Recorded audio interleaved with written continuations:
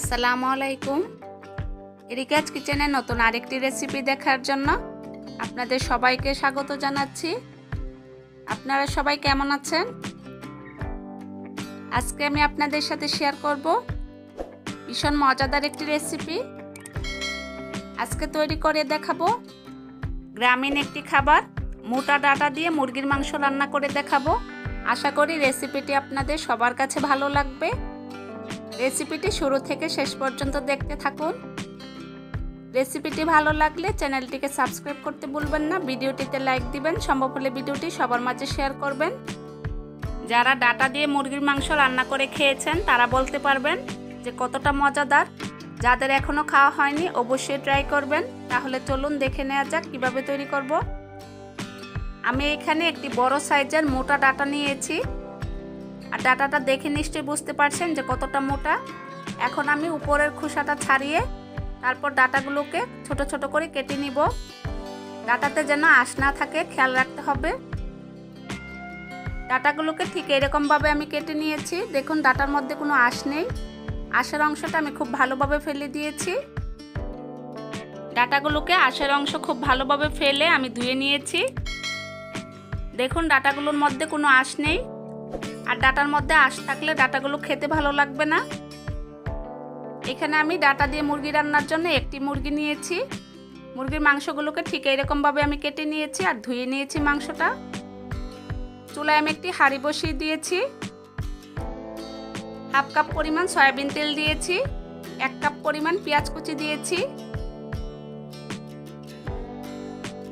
পেঁয়াজ কুচিটাকে আমি কিছু সময় ভেজে নিব।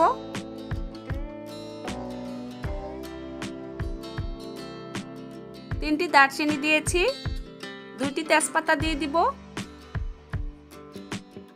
5টি এলাচ দিয়ে দিব,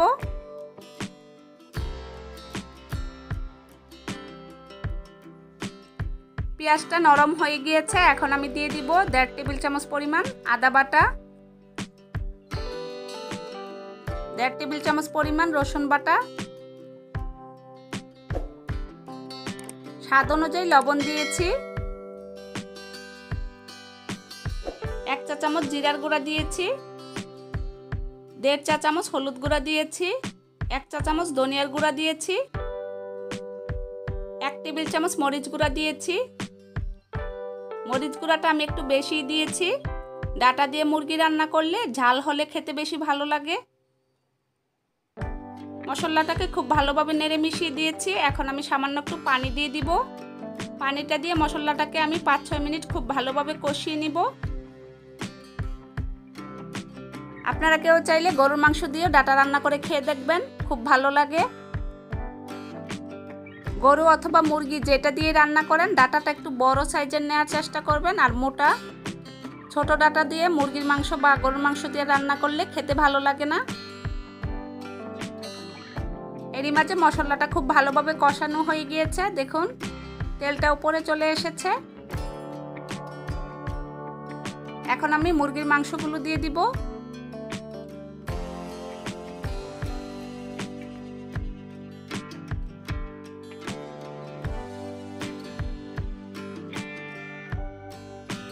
মুরগির মাংসগুলো দিয়ে খুব ভালোভাবে নেড়ে মিশিয়ে দিব।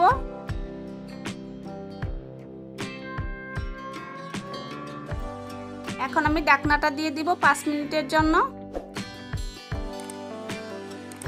যারা ডাটা দিয়ে মুরগির মাংস খেয়েছেন তারা বলতে পারবেন যে কতটা মজাদার হয়। আর ডাটাটা অবশ্যই পুক্ত ডাটা হতে হবে। ফিরে আসছি 5 মিনিট পর। ঢাকনা খুলে আমি কয়েকবার নেড়ে দিয়েছিলাম।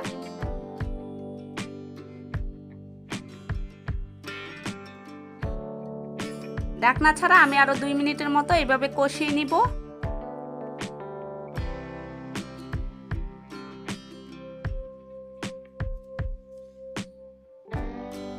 মাংসটা খুব ভালোভাবে আমি কষিয়ে নিয়েছি মশলার সাথে। এখন আমি দিয়ে দিব ডাটাগুলো।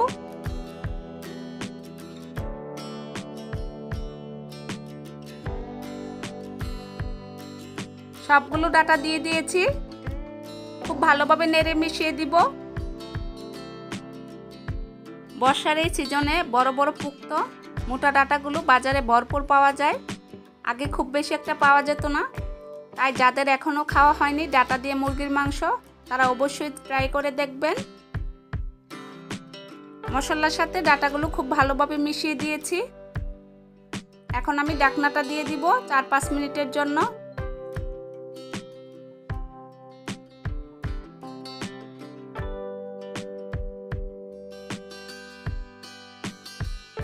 ফিরে আসছি 5 মিনিট পর।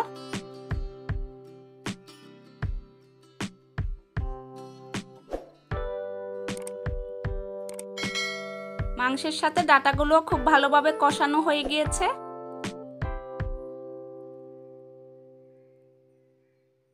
ডাটাটাকে কিছু সময় আমি আরো কষিয়ে নিব।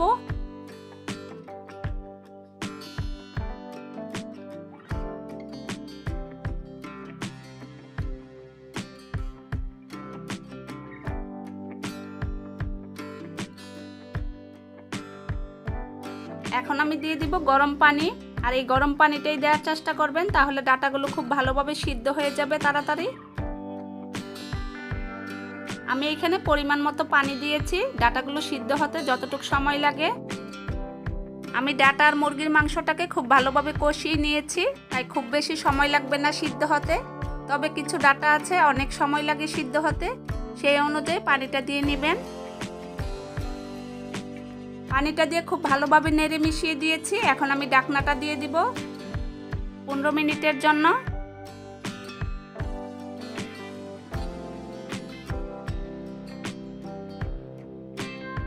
ফিরে আসছি 15 মিনিট পর।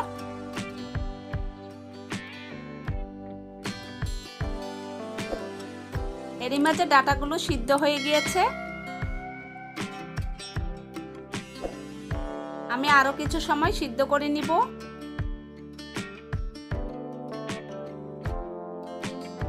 আবারও ঢাকনাটা দিয়ে দিব 5 মিনিটের জন্য।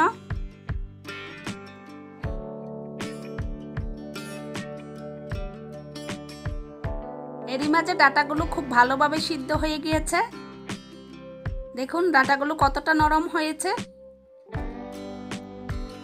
এখন আমি দিয়ে দিব 1/2 চা চামচ পরিমাণ গরম মশলার গুঁড়া, আর গরম মশলার গুঁড়াটা দিয়ে খুব ভালোভাবে নেড়ে মিশিয়ে দিব। তারপর আমি 1 মিনিটের মতো জাল করে চুলাটা বন্ধ করে দিব। চুলাটা আমি বন্ধ করে দিয়েছি। দেখুন কতটা সুন্দর হয়েছে আর কালারফুল হয়েছে, খেতেও ভীষণ মজাদার হয়েছে। আশা করি আমার এই রেসিপিটি আপনাদের সবার কাছে ভালো লেগেছে। রেসিপিটি ভালো লাগলে অবশ্যই আপনারা বাসায় ট্রাই করে দেখবেন আর আমাকে কমেন্ট করে জানাবেন কেমন লেগেছে। রেসিপিটি ভালো লাগলে চ্যানেলটিকে সাবস্ক্রাইব করতে ভুলবেন না, ভিডিওটিতে লাইক দিবেন, সম্ভব হলে ভিডিওটি সবার মাঝে শেয়ার করবেন। রেসিপিটি দেখার জন্য সবাইকে অসংখ্য ধন্যবাদ। আপনারা সবাই ভালো থাকবেন। দেখা হবে পরবর্তী কোনো নতুন রেসিপিতে। আল্লাহ হাফেজ।